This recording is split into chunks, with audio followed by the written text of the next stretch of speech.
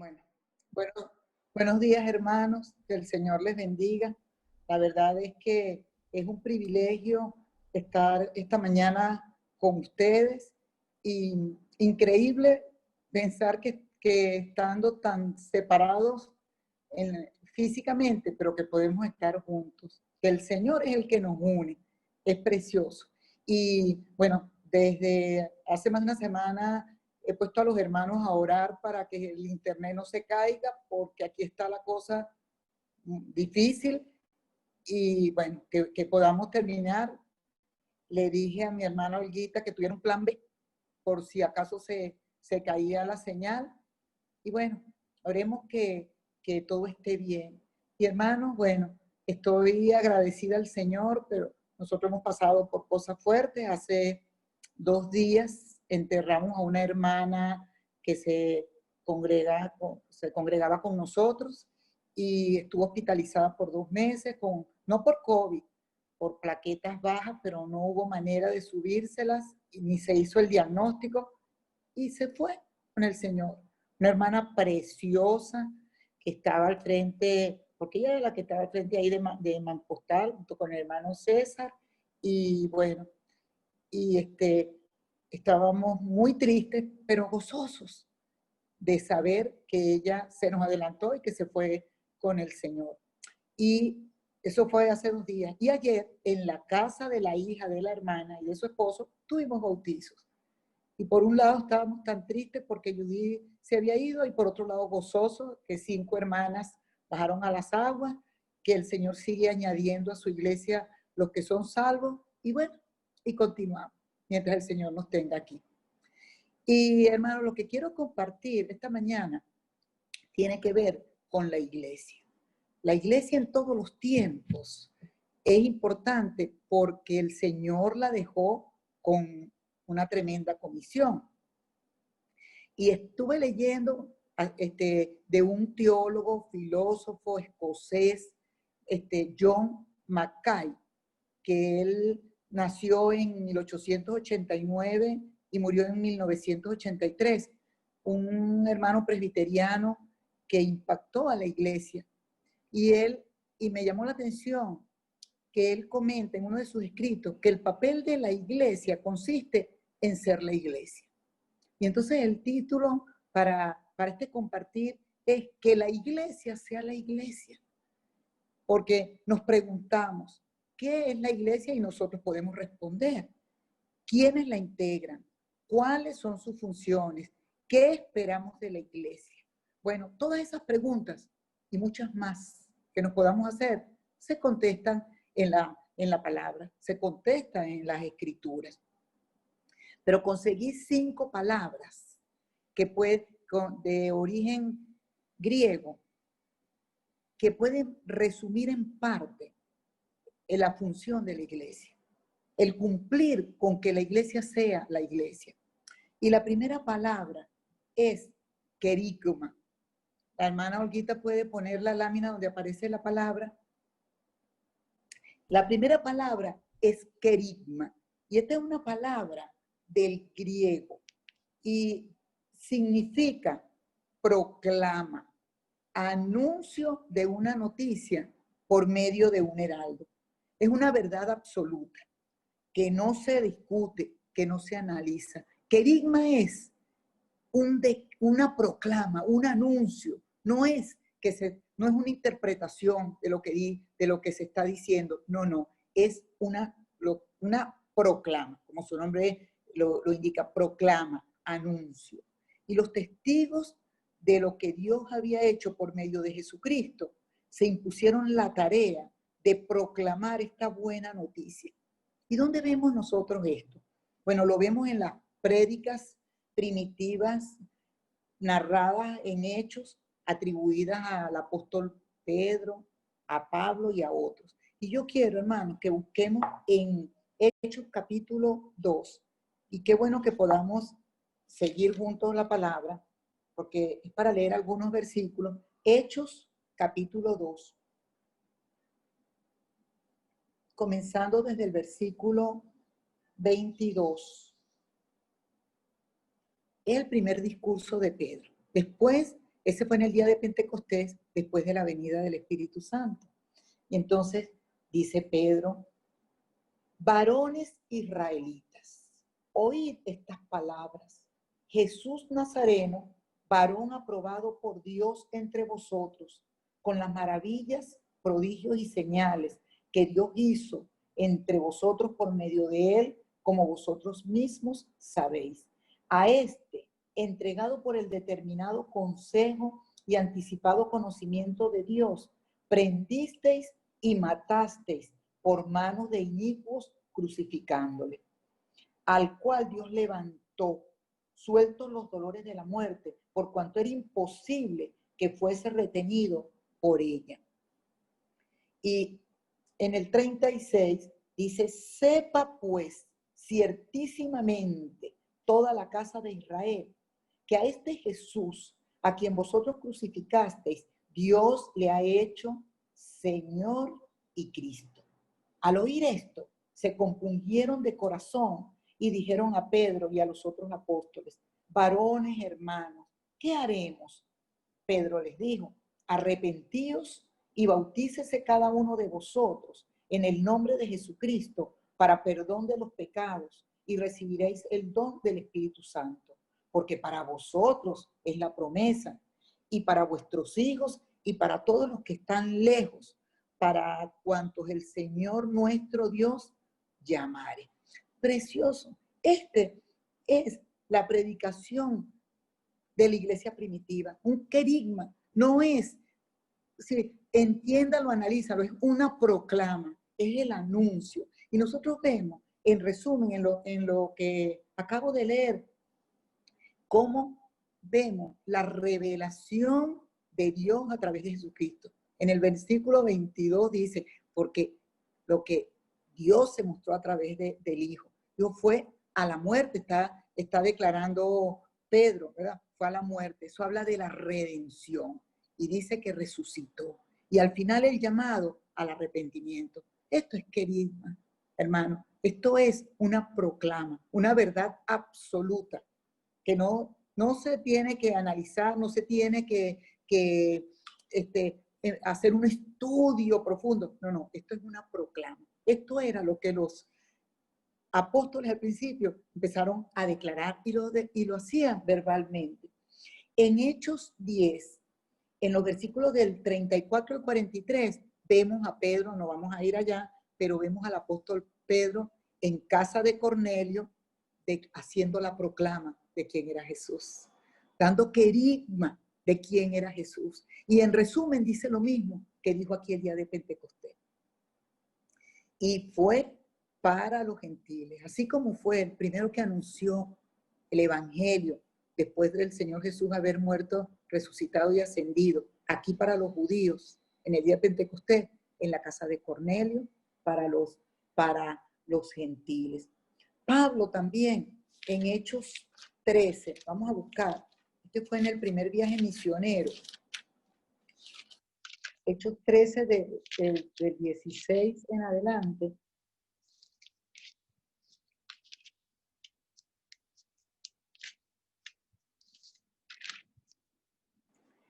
Dice que este es Pablo predicando sobre la justificación por la fe en Antioquía de Pisidia.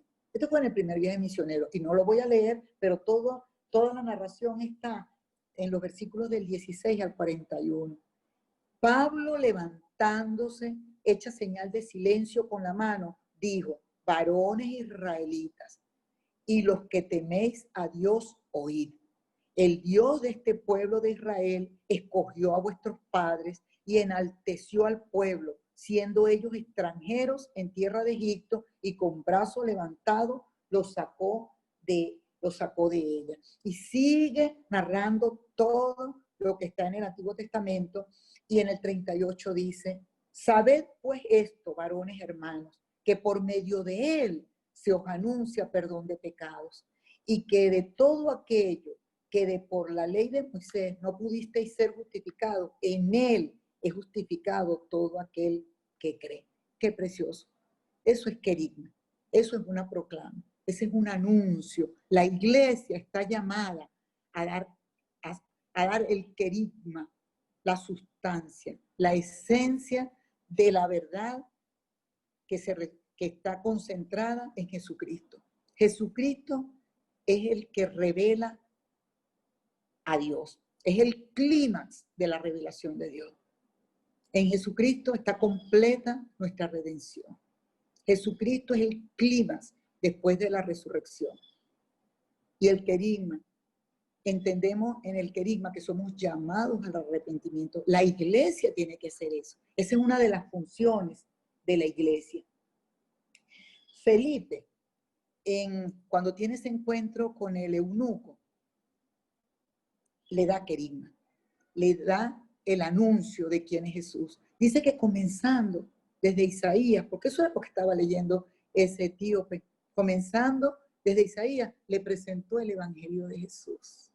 Se lo presentó de tal manera que cuando ese hombre vio que había agua, le dijo a Felipe, ahí hay agua, hay algo que impide que yo me bautice. Y Felipe le dijo, si crees, puedes. Y dijo, creo que Jesucristo es el Hijo de Dios. Y bajaron a las aguas. Felipe lo bautizó, siguió su camino y ese hombre siguió feliz también. Bueno, entonces esto es lo que es querigma. Pablo da querigma también. Le manda cartas a los que ya conocían esta proclama, a los que ya conocían este anuncio. Va en 1 Corintios 15.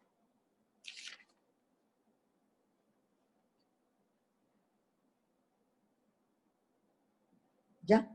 Ok, desde el versículo 1 dice el apóstol Pablo, además os declaro, hermanos, el evangelio que os he predicado, el cual también recibisteis, en el cual también perseveráis, por el cual, asimismo, si retenéis la palabra que os he predicado, sois salvos si no creísteis en vano. Porque primeramente os he enseñado lo que asimismo recibí, que Cristo murió por nuestros pecados conforme a las Escrituras. Pablo dijo, yo recibí lo mismo que ustedes saben. Y lo que recibieron los apóstoles que caminaron con Jesús, eso mismo fue lo que yo recibí. Esa es la sustancia, ese es el querigma. En el 4, y que fue sepultado y que resucitó al tercer día conforme a las Escrituras, y que apareció a Cefas y después a los 12, después apareció a más de 500 hermanos a la vez, de los cuales muchos viven aún y otros ya duermen. Después apareció a Jacobo, después a otros apóstoles, y al último de todos, como a un abortivo, me apareció a mí. Porque yo soy el más pequeño de los apóstoles, que no soy digno de ser llamado apóstol, porque perseguí a la iglesia de Dios. Pero por la gracia de Dios soy lo que soy. Y su gracia no ha sido en vano para conmigo. Antes he trabajado más que todos ellos, pero no yo, sino la gracia de Dios conmigo. Porque o sea yo, o sean ellos, así predicamos y así habéis creído. Pablo está diciendo, lo que yo les estoy diciendo fue lo que recibí, igual que mis hermanos. La sustancia, el querigma, es la proclama, es el anuncio, que no se discute, es el anuncio de quién es Jesucristo, porque se resume en él, de cuál es el plan de Dios en Cristo Jesús. Bueno, la iglesia tiene que dar querigma, la iglesia tiene que dar la proclama, la iglesia tiene que dar el anuncio. A veces la iglesia entra en cuestionamiento, en tratar de explicar, en hacer estudios tan enredados, que eso no lo entiende sino el que los da. No, somos llamados a declarar, a proclamar la verdad sencilla de que se resume en Cristo Jesús. La segunda palabra, mis hermanos, es latría. En realidad esa latría es una palabra del latín. Aquí está. Latría es una palabra del latín, pero viene de una palabra griega, que es latreia. Y esa no se la dije ahorita para que la anotara, pero es latreia. Y significa reverencia, culto y adoración a Dios.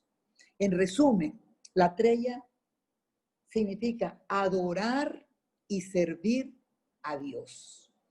Y es muy interesante porque busqué en la concordancia de Strong la palabra adoración como tal no aparece en las escrituras. Aparece la palabra adorar, pero adoración como tal no. Y tiene que ver, y viene del griego proskuneo. Me gusta buscar las palabras en griego y en hebreo porque yo sé que el español se queda corto y que a veces en el español una palabra se dice igual, pero cuando la buscamos en el original, el significado es otro. Bueno, adorar viene de proskuneo. Y según Strong, esta palabra adorar significa besar la mano en señal de reverencia, así como un perro lame la mano de su amo. Es caer de rodillas y tocar el suelo con la frente como una expresión de profunda reverencia. Qué precioso. De ahí viene el original. Así como un perro ama a su amo y cuando llega le lame la mano, lo está esperando. De ahí es el original. Es profunda reverencia al Señor. Es adorar y servir. Y me gusta el Salmo 95 porque expresa el Salmo 95, 6 y 7.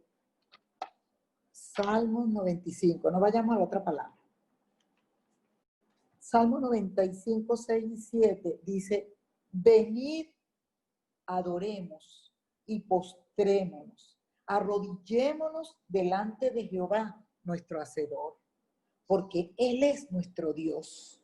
Nosotros, el pueblo de su prado y ovejas de su mano. Qué precioso.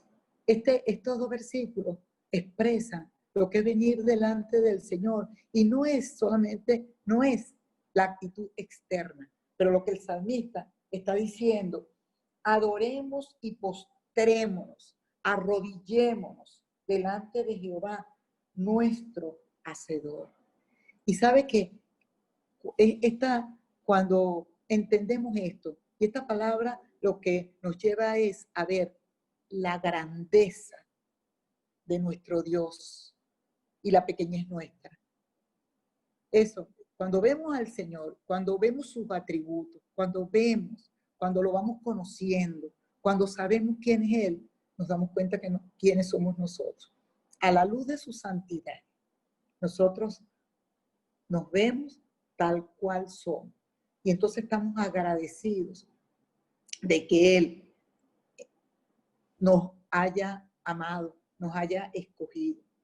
La idea de postrarnos ante Dios nos habla de su santidad y de su grandeza, pero además nos habla de nuestra pecaminosidad y pequeñez. Eso es precioso, hermano.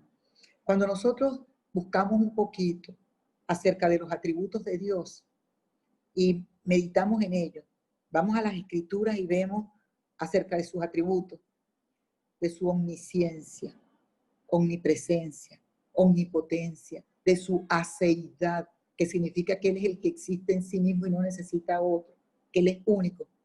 Nosotros escudriñamos, nosotros caemos postrados, rendidos, arrodillados delante de Él.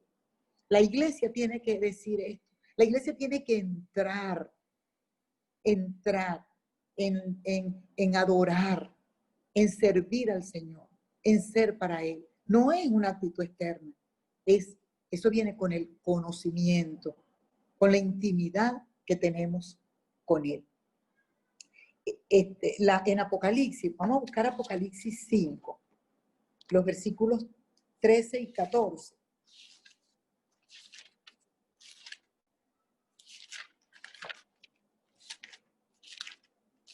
Apocalipsis 5. 13 y 14. Dice, y a todo lo creado que está en el cielo y sobre la tierra y debajo de la tierra y en el mar y a todas las cosas que en ellos hay, oí decir, al que está sentado en el trono y al Cordero, sea la alabanza, la honra, la gloria y el poder por los siglos de los siglos. Los 4 seres vivientes decían amén. Y los 24 ancianos se postraron sobre sus rostros y adoraron al que vive por los siglos. Amén. Toda la adoración, vemos aquí al Padre y al Hijo. Y es que en Romanos, nosotros lo sabemos, porque nosotros sabemos que Jesús es Dios. Pero en Romanos 9:10 dice, Cristo, el cual es Dios. En Juan 10:30, Jesús mismo dice, mi Padre y yo uno somos. Y aquí hay otro salmo, el Salmo 2, los versículos 11 y 12.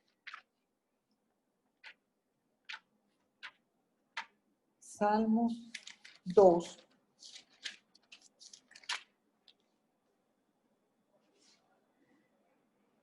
Versículos 11 y 12, vamos a leerlo. Dice, servid a Jehová con temor y alegraos con temblor. Honrad al Hijo para que no se enoje y perezcáis en el camino, pues se inflama de pronto su ira. Este salmo es precioso. En el versículo 11, donde dice servid, y es imperativo, en el original es adorar. Aquí dice servir, pero en el original es adorar. Significa rendir culto a Dios. Y en el 12 dice honrar. Y en el original es besar. Esto en un acto de adoración. ¿A quién? Al Padre y al Hijo. Precioso. Tanto en Apocalipsis como en este Salmo 2 es ¿a quién vamos a adorar? ¿A quién vamos a reconocer? ¿A quién vamos a servir? Del griego, latreia, al Padre y al Hijo. La iglesia es llamada a adorar, a reconocer al Señor. Si la iglesia está en sí misma y si no está adorando, postrada, arrodillada, reconociendo al Señor, está perdiendo el tiempo. Está haciendo no lo que Dios ni lo que el Señor Jesucristo le encomendó. Es tan preciosa la iglesia que en Efesios 5, 25 dice que Cristo amó a la iglesia y se entregó a sí mismo por ella. La iglesia es preciosa, la iglesia es importante para el Señor y la iglesia tiene que cumplir las funciones para las cuales el Señor la tiene aquí. Es el cuerpo de Cristo y Cristo la cabeza. La cabeza se lleva la gloria, pero para manifestarse necesita el cuerpo. Y el cuerpo tiene funciones, pero depende de la cabeza. Esa es una analogía preciosa que los médicos lo entendemos muy bien. Bueno, ¿por qué adoramos al Señor? Lo adoramos por sus obras, y hay muchos salmos que declaran las obras del Señor. ¿Por qué más lo adoramos? Lo adoramos por quién es Él. Y muchas veces nos abrimos los labios para reconocer al Señor por lo que ha hecho por nosotros, por lo que nos ha dado, pero es por quién es Él, es la principal causa para adorarle, para postrarnos. Y como compartía, no es solamente actitud externa, no es la actitud externa. El Señor Jesús dijo que el Señor busca adoradores que le adoren en espíritu y en verdad. Eso tiene que ver con toda nuestra vida involucrada para Él. Todo nuestro ser al servicio de Él. Bueno, la iglesia es llamada a tener al Señor en alto, al tener al Señor como verdaderamente su Señor, porque lo es. Bueno, la otra palabra, hermano, es koinonía. Koinonía, que viene del griego koinonos y significa compañero o participante. Koinonía es comunión o participación en lo común. Habla de compañerismo. Se refiere a la comunión en la iglesia y a los vínculos que esa comunión genera entre cada uno de los miembros de la iglesia. Por supuesto, presupone la unidad del hombre con Dios, porque Él es el que hace que nosotros podamos tener comunión unos con otros. Comunión tiene que ver con lo que tenemos en común, y a quien tenemos en común es al Señor. El Espíritu Santo es el que hace que haya unidad en los hijos de Dios. Entonces, el cristiano, voy a leer algunos versículos, vamos a buscarlos. El cristiano tiene comunión con el Padre. Vemos en Primera de Juan 1:3.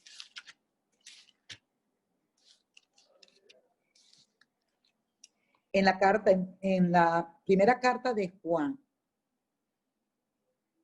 capítulo 1, versículo 3 dice: lo que hemos visto y oído, eso os anunciamos, para que también vosotros tengáis comunión con nosotros. Y nuestra comunión verdaderamente es con el Padre y con su Hijo Jesucristo.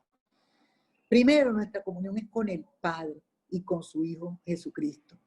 Y si todos, cada uno de nosotros, tenemos comunión con el Padre y con el Hijo Jesucristo, nosotros vamos a tener comunión entre nosotros. Y somos llamados, la iglesia es llamada a la coinonía.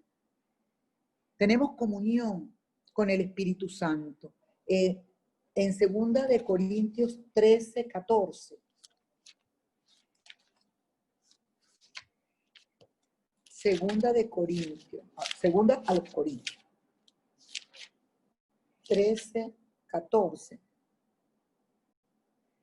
Dice: la gracia del Señor Jesucristo, el amor de Dios y la comunión del Espíritu Santo sea con todos nosotros. Tenemos comunión con el Padre, comunión con su Hijo, comunión con el Espíritu Santo. No voy a ir, pero voy a darle la cita en 1 de Corintios 10:16. Dice que la comunión, que nosotros tenemos comunión con el cuerpo y la sangre de nuestro Señor Jesucristo por medio de la Santa Cena. Precioso. Y tenemos comunión con los hermanos. En la iglesia primitiva, en Hechos 2:42, dice cómo era la comunión de los hermanos en ese tiempo. Tenían en común todas las cosas. Eso no solamente era en lo material, era la comunión en el Señor que ellos tenían. Y cómo compartían el pan, cómo compartían las oraciones y cómo estaban en intimidad ellos, unos con otros.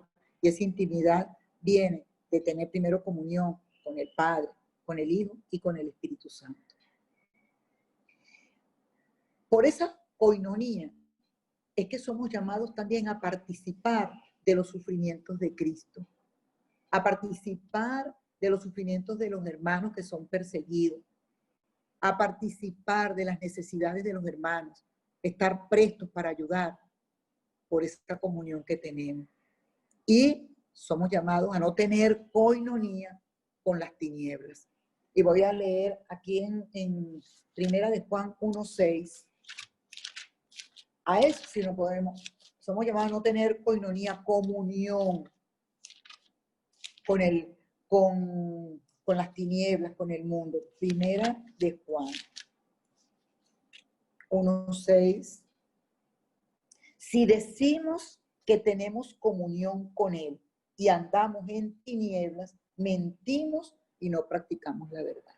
Si tenemos comunión con el mundo, si tenemos comunión con las tinieblas, no podemos tener comunión con Él. Entonces, nuestra coinonía, nuestra comunión es con el Padre, con el Hijo, con el Espíritu Santo. Es la comunión entre nosotros por lo que Cristo hizo.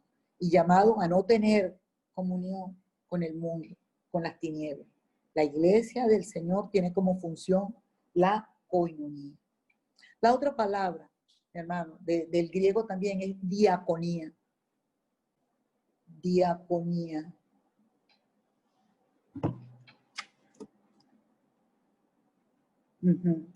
Diaconía. Y viene del griego diácono, que significa servidor. Y diaconía es servicio o ministerio. Y en general se refiere a servicio doméstico, realizado por esclavos y siervos. Pero en la iglesia está asociado a las necesidades materiales y espirituales dentro de la iglesia y fuera de ella. Qué precioso. En Mateo 20:18, el Señor Jesús le dice a sus discípulos, como el Hijo del Hombre no vino para ser servido, sino para servir y para dar su vida en rescate por muchos. ¿Qué mayor ejemplo? El Señor Jesús, el Señor, Dios encarnado, siendo Dios mismo. Dice que no vino para ser servido, sino para servir y dar su vida en rescate por muchos. En Juan 13, los versículos 13 y 14, me gusta lo que dice estos versículos. El Señor Jesús dirigiéndose a sus discípulos y les dice, vosotros me llamáis maestro y Señor, y decís bien, porque lo soy.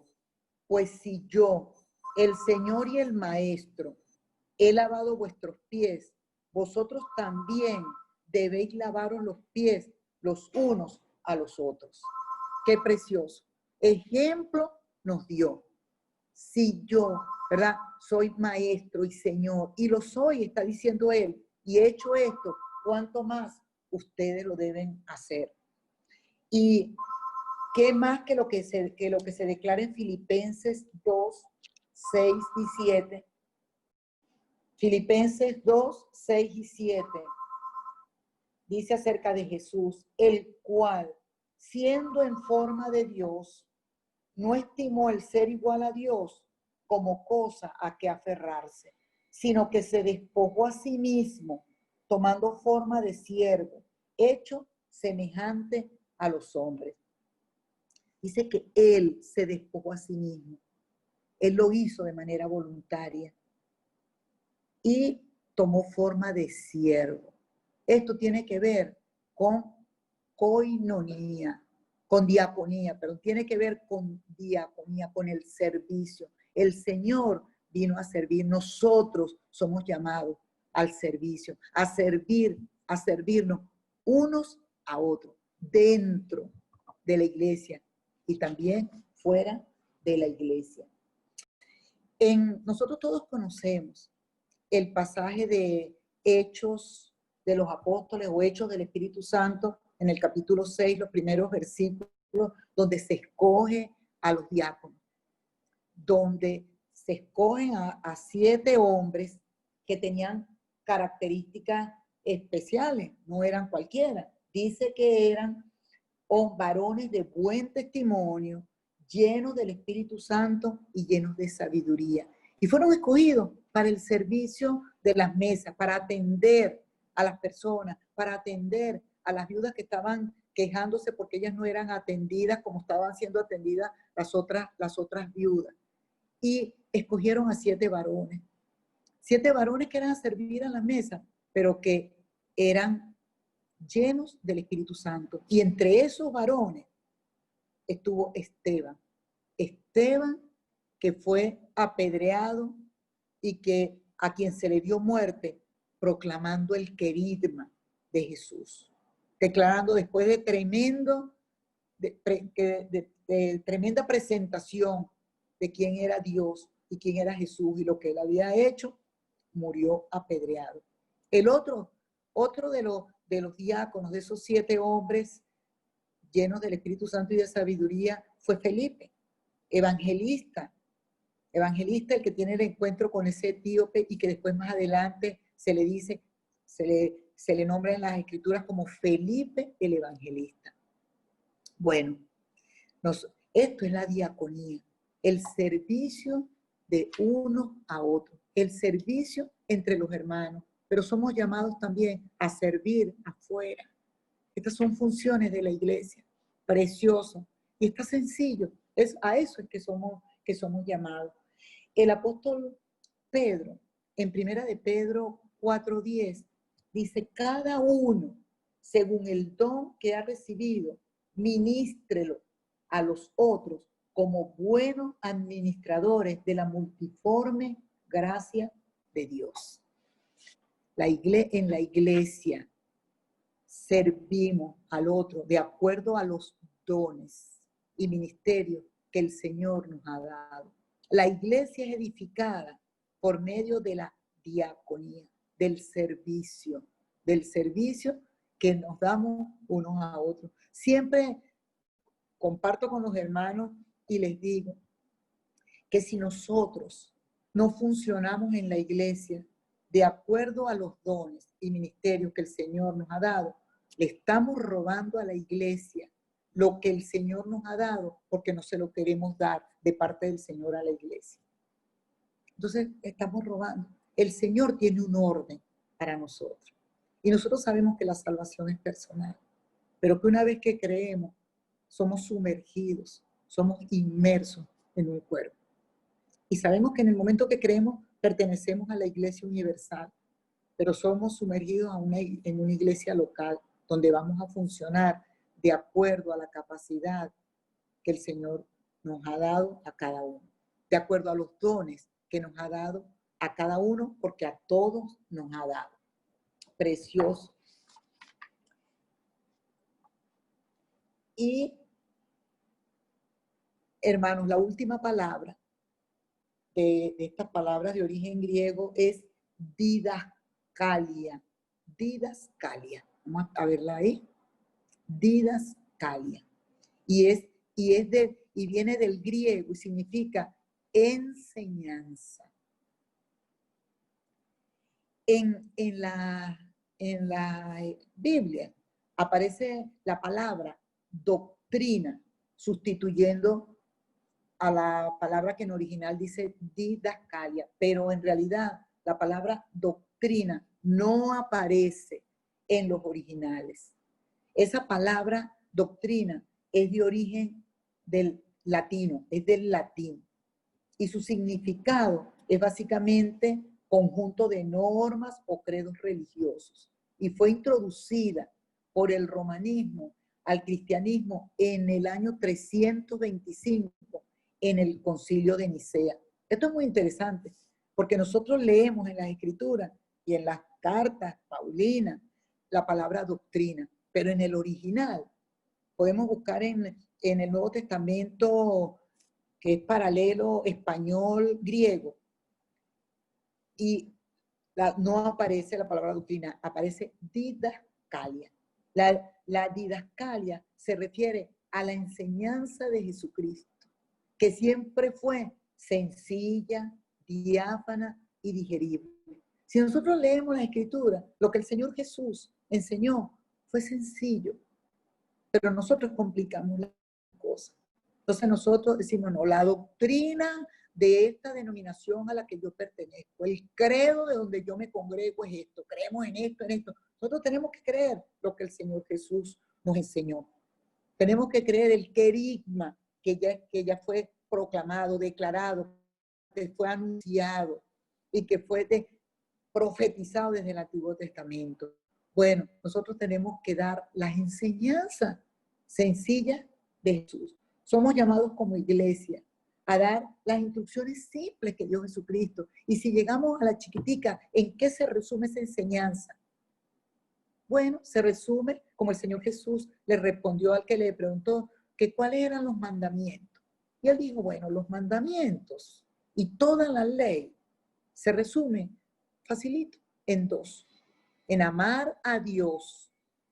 Y mire que esto implica bastante, en amar a Dios y al prójimo como a ti mismo. Qué precioso, ¿verdad? La iglesia es llamada a enseñar. ¿A enseñar qué? A enseñar lo que el Señor Jesús enseñó. No es una cosa complicada. ¿Qué es lo que enseñaron los apóstoles? Lo que aprendieron de Jesús. ¿Qué es lo que enseñó Pablo? Lo que el Espíritu Santo le enseñó, que fue lo que Jesús enseñó. Entonces, esto, en resumen, hermano, es a lo que es llamada la iglesia. Yo quiero que busquemos Romanos 15:4, casi para terminar. Romanos 15:4. Dice, Porque las cosas que se escribieron antes para nuestra enseñanza, didascalía, se escribieron a fin de que por la paciencia y la consolación de las escrituras tengamos esperanza. Precioso, hermano. Cuando nosotros nos ponemos a ver y hablamos tanto de verdad de doctrina y de, bueno, y de sana doctrina, pero sabemos de dónde, cuál es el original. Mire, la doctrina muchas veces desune. Yo en estos días, con esto de la pandemia, y aunque yo paso consulta y yo veo pacientes y bueno, con protección, pero los médicos estamos bastante expuestos, ¿verdad? Pero he estado más encerradita que lo que habitualmente era. He estado leyendo, escudriñando en la palabra y leyendo de teólogos. Y la doctrina muchas veces desune. He estado leyendo ahorita de los reformadores y de hermanos presbiterianos y de bautistas, y qué tremendo. Esta es mi doctrina, este es el credo de nosotros. Y hace una pila de enunciados. No, somos llamados a dar didascalía, las enseñanzas sencillas de Jesús. La iglesia tiene como función cumplir el propósito de ser iglesia. Eso es lo que tenemos que hacer. Y me gustan estas palabras. Las leí y tengo en esto como 15 días y cada vez estoy buscando más acerca de esa palabra, y es verdad, a dar la proclama, el anuncio de Jesús, y es querido. Eso, ¿verdad? Somos llamados, la iglesia es llamada a eso. La treya, que es a postrarnos, reconocer al Señor, adorar al Señor, arrodillarnos delante de Él. Somos llamados a coinonía, a tener comunión, porque tenemos comunión con Él, podemos tener comunión entre nosotros, a la diaconía, a servir. Ejemplo tenemos en el Señor Jesús, a servirnos entre nosotros, de acuerdo a lo que el Señor nos ha dado como don, y a servir a los de afuera, porque ¿quién va a llevar buenas noticias? ¿Quién va a llevar el querigma a los que están afuera? El Señor tiene unos escogidos, pero esos escogidos están a la espera de que la iglesia del Señor vaya con esa proclama. Y por último, la didascalía, enseñanza sencilla, diáfana, transparente del Señor Jesús, y eso es sencillo. Ese es el propósito de la iglesia, ser iglesia, actuar como iglesia, cumplir con el propósito para el cual el Señor nos tiene aquí. Señor, estoy agradecida al Señor porque formamos parte de ella, porque es un privilegio el que el Señor nos haya amado y nos haya escogido. Y pienso que apreciamos esto porque Él ya nos tenía escogido. El que está afuera no le importa, pero nosotros apreciamos al Señor, lo reconocemos como nuestro dueño, como nuestro Señor. Y siempre pienso que el Señor nos sacó de la esclavitud a la libertad, pero que la principal libertad que tenemos es para adorarlo a Él. La principal libertad que tenemos es para conocerlo a Él, que antes no la teníamos. Que el Señor les bendiga, mis hermanos, y que bueno, que sigamos siendo edificados, que el Señor siga en estos tiempos que van a pasar, porque indudablemente estos tiempos van a pasar. Aprovechemos pues esto en lo que estamos y cumplamos el propósito para el cual el Señor nos tiene. Amén.